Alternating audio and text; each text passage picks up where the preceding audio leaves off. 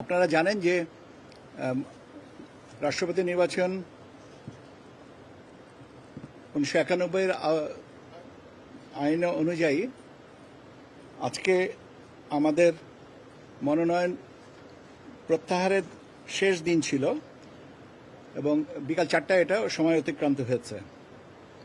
আমরা বাছাইয়ের পরে আপনাদেরকে বলেছিলাম যে দুজনার বাছাই পর্বে আমাদের প্রার্থিতা বৈধ পাওয়া গেছে।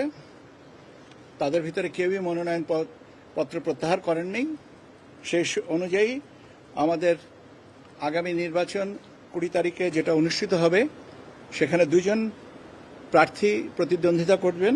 একজন হচ্ছেন ডক্টর অলি আহমেদ বীর বিক্রম এবং জনাব মির্জা ফখরুল ইসলাম আলমগীর সাহেব। কাজে আগামী পরশুদিন 20 তারিখ দ্যাট ইজ অগস্টের 20 তারিখে বিকাল 2টা থেকে বিকাল 5টা পর্যন্ত জাতীয় সংসদের সংসদ কক্ষে এই ভোট গ্রহণ এর ব্যবস্থা নেওয়া হয়েছে। শুরুতে ভোট গ্রহণের শুরুতে নির্বাচন কর্তা দ্যাট ইজ মাননীয় প্রধান নির্বাচন কমিশনার ভোট গ্রহণ অভ্যাগতদের সম্বর্ধনা স্বাগত জানিয়ে ভোট গ্রহণের পদ্ধতিটা সম্পর্কে জানাবেন এবং তার পরবর্তীতে আমরা ওখানে ভোট গ্রহণ করব। আমরা ব্যালট পেপার তৈরি করব যেহেতু আজকে এটা আমরা ব্যালট পেপার তৈরি করব।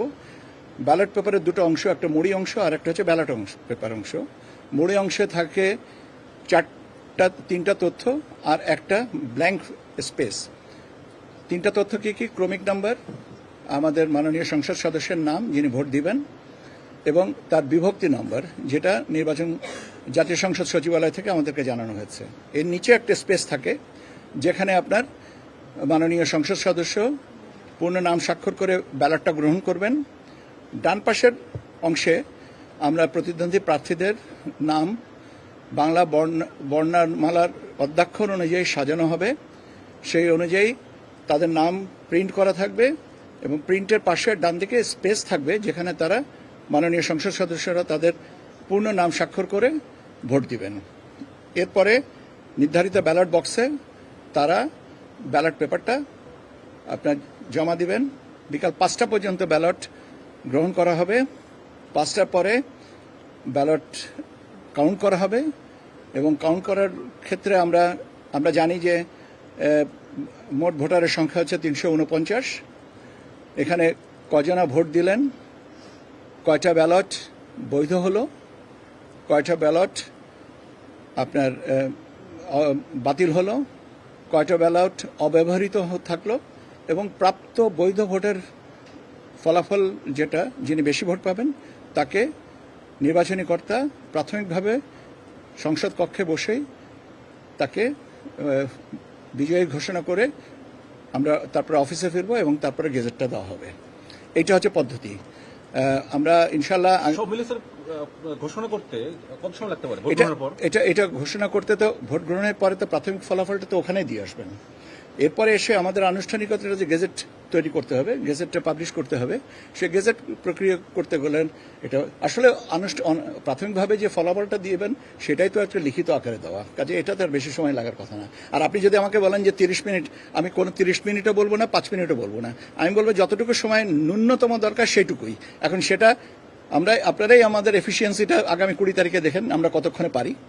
ঠিক আছে, রাষ্ট্রপতি কে হচ্ছেন আমরা মোটামুটি জানি এখন, কিন্তু 35 বছর পর ভোট হচ্ছে এবং মানুষ 35 বছর পর ভোট দেখবে স্যার।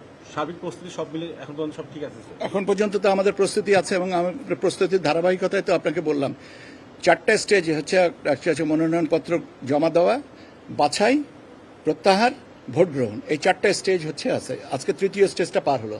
এখন আমরা 4th স্টেজটা হচ্ছে ভোট গ্রহণ এবং ভোট গ্রহণের তারিখটা আমি বলেছি, সময়টাও বলেছি, কোথায় হবে সেটাও জানিয়েছি, পদ্ধতিটাও বলেছি। আমরা এখন বাকিটুকুর জন্য ইনশাল্লাহ অপেক্ষা করি। আমরা আগামী 20 তারিখে একটা নির্বাচনে যাচ্ছি যেটা আপনি একটু আগে বলেছেন 35 বছর পরে।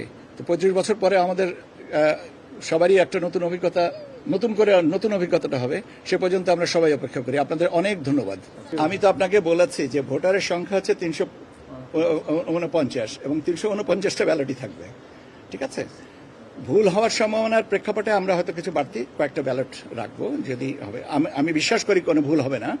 তারপরে যদি জাস্ট ইন কেস না ব্যালট আগামীকালকে পাঠানোর কোনো সুযোগ নেই, তো আমরা ব্যালট পেপারটা অধিবেশন কক্ষে, সংসদ অধিবেশন কক্ষেই আমরা ভলেন্টিয়ার্সরা যারা আছি, আমরা বলছি আপনার নির্বাচন সহায়ক কর্মকর্তা, যেখানে আমি নিজেও একজন, সেখানে আমরা নিজেরাই হ্যান্ড ক্যারি করে মাননীয় সংসদ সদস্যের কাছে পৌঁছে দেব। আমি নির্বাচন পর্যন্ত বলি, শপথের ব্যাপারটা পরবর্তীতে।